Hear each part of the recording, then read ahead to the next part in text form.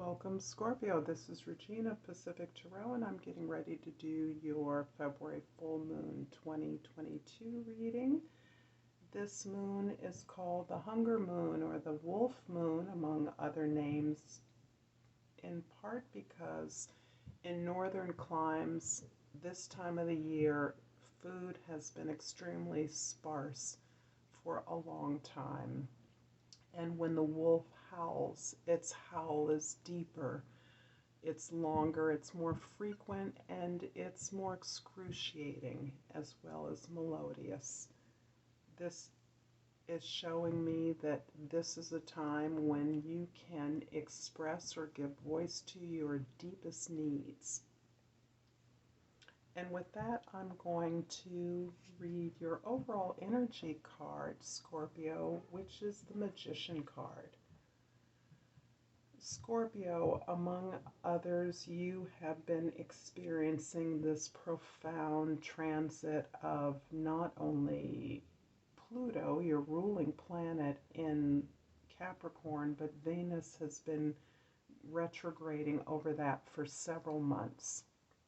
And we'll be continuing moving forward directly along with Mercury in the next month of February, so that in March this transit of Venus will be completed. This is your opportunity to connect with what it is you want most deeply, what is the thing that you wish to manifest, coming out of your heart's desire. This is as a result of this deep excavation you have been taking into your deepest needs and your greatest, most authentic desires. And you are indeed masterful in terms of having all the resources at your command, everything you need to be able to manifest this object of your desire successfully. In the past, you have the Lady or the Queen of Jades or Pentacles, the Six of Jades, Pentacles, and the Seven of Jades. Wow. A lot of abundance, a lot of practical work, a lot of steps you're taking to build something new. However, you are embodying that sense of abundance, prosperity, practical and secure measures and opportunities so that you are in fact protected and stable. You are resourceful, and you are a model for resourcefulness and the ability to create what you want with what you have. The Six of Jades is indicating your ability to balance out your relationships where you have often been the giver, or there may have been an inequity in the way that you have been the one to meet the needs of others. You are now clearing space to receive resources, rewards, care, attention, and nurturance from others, and understanding, moreover, that this is helping you to receive, to be cared for, and to give as a model for how to receive, how to benefit from the attention and care for others, so that all of your relationships are more equitable, not equal, but equitable in terms of balance. As you create the space for greater balance, you are using that energy and attention to turn towards your own means of production, the things that you're creating and the ways you're creating it. You are now evaluating that in terms of improvements. How can you work smarter rather than harder? How can you produce more with more efficiency? So this is about being more productive and more efficient in your productivity so that you are gaining better results. In your present, we have the High Priestess, the Nine of Staffs, and the Two of Staffs. So you're definitely preparing to move out into a new direction. And I see a lot of this as your preparation to inhabit this energy of manifestation, of creating something that you want, building something that you would like to see occurring in the world, being the change that you want to see. The High Priestess, the next card after the Magician, is indicating that you know all you need to know. You know you're on the right path now.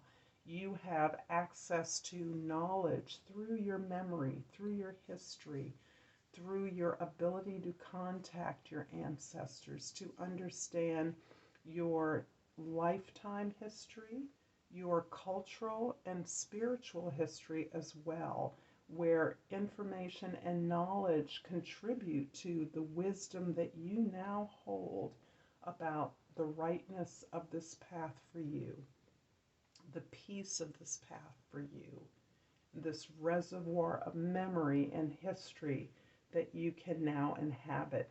You are very fierce about protecting what it is you know, your history, the memories and the resources, the wisdom that you have gained in your life. It has been hard won. It has not been easy. You have been damaged along the way. You are embattled in your ability to hold on to what it is that you've been able to gain. So you are in a somewhat guarded place right now as you contemplate this move forward out of the area of your greatest comfort, moving away from what it is you know well, you know intuitively, into an area of new growth. You are stretching here.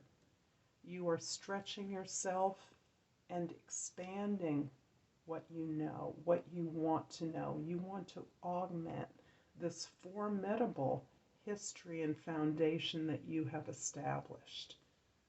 This tour of your memory, your history, your ancestry has given you the foundation that allows you to be able to define what it is that is most important for you to achieve at this time. And your focus is on your growth. You are still in preparation for this great work before you as you gather the information you need, built upon the willingness to expand beyond. In your immediate future, you have the Nine of Cups, the World card, and the Ten of Swords. This indicates to me your absolute connection now with what it is that makes you feel good, what it is that satisfies you, and how this process of growth that you're undergoing right now is focused on gathering up the gifts, the rewards, the lessons, the things that now you see, the challenges that you now see as gifts. Where you struggle to overcome obstacles, where you had to fight tooth and nail to get every ounce of understanding and resource available to protect you, to secure your place, to secure and protect your wisdom, your knowledge. You are now recognizing the growth and the love of your journey, the pleasure in the process of gaining this wisdom. Now that this wisdom is fully revealed to you, as you are now preparing to move forward and build upon that, you are feeling flooded with love and resources through the ages. Time disappears with the cups. This is all love. This is your ability to understand happiness and joy and pleasure in what it is that you are doing, what it is you want, and a recognition of the value of that. The World card further emphasizes that you have completed a cycle. You have completed a major accomplishment in your life, a major achievement. This has taken a lifetime. This has been a path, a journey of many steps, and you've you've accomplished them all, and you are now ready to release the experiences of this. You're not only receiving recognition for what it is you have achieved, but you've also sought and worked very hard to understand all the experiences, both the disappointments, the failures, and the successes of this accomplishment, of this ability to complete this cycle of achievement.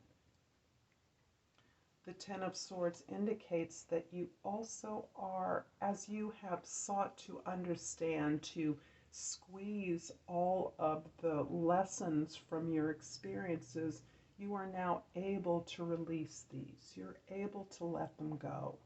This is you clearing the space for new experiences, a new path forward, new opportunities to grow beyond these old thoughts that became limiting, to gain a new perspective as you learn more and continue to build upon this phenomenal wisdom that you bring to everything that you do.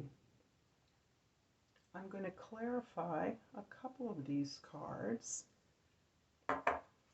The High Priestess with the Eight of Swords, and the Meditation card. The Eight of Swords is telling me that, again, you have analyzed, reviewed, tried to figure out every opportunity, every possible permutation of the situation that you find yourself in. It is not your thoughts that are resulting in this vast store of knowledge that you now are recognizing and are in tune with. This is your second guessing, your anxiety about what you've created and what could have been possible. This is you concerned and worrying about all the possible results of this achievement that you've been able to accomplish. This is an anxiety. However, you are aware that it is through a conscious choice to change your perspective, to shift the way that you're looking at things, that is providing you with peace. Meditation is the path of peace for you. And as you are able to step back from your experiences and situations that you find yourself in, and understand that it is indeed your thoughts that have led to your successes and failures, but it is your thoughts that build to a more desirable outcome. And you are now able to cultivate that, to explore the desire to understand what you've experienced, but with greater love, with greater objectivity, that doesn't deny your feelings, but recognizes the wisdom and lessons of your experiences. I'm going to clarify the World card with the Three of Wands and the Ace of Cups. This card is really emphasizing your ability now to move into a new uncharted direction. This is you no longer feeling the need to wait before you can move forward into a new area of growth. This is you pursuing a new exploration as you have now willingly and bravely, courageously moved into a new area of growth. The desire to expand, you're now sending your ships out onto the water. You're now testing the waters with this new inspiration, this new direction that you're moving into. And the Ace of Cups is emphasizing that this is about your ability to tap into the resources and the faith, the belief in yourself, in your imagination, in your naturally occurring gifts. All of your creative impulses come out of this ability to nurture what occurs naturally for you, what comes from your heart, as you monitor the flow of energies around you, not only of your talents, but those of others, you are now better able to move forward onto a new path without the need to control anything other than your own thoughts, your own actions. So this card is emphasizing that this you are on a path of self-healing, of self-love, of self-care that is able to, just as the wolf howls with such excruciating crystalline beauty in the deepest hibernation season, so you too are able to pull from deep within yourself and articulate your needs and your desires. I'm going to complete this reading, Scorpio, with a botanical inspiration card. And I hope if you found enjoyment or usefulness from this reading, you are able to like and subscribe to my channel. And thank you to all of you who have supported me along the way. I'm deeply appreciative. And for Scorpio, I have pulled two cards, but I'll take the first. The Daffodil. The key words are rebirth and new beginnings. Lao Tzu says, new beginnings are often disguised as painful endings. Thank you so much. I'm going to leave it here, Scorpio. Thank you for your attention and time. And until next time, Namaste.